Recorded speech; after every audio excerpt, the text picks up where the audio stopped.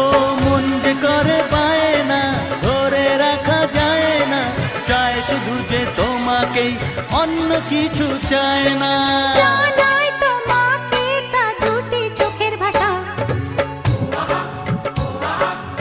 এই তো ভালোবাসা।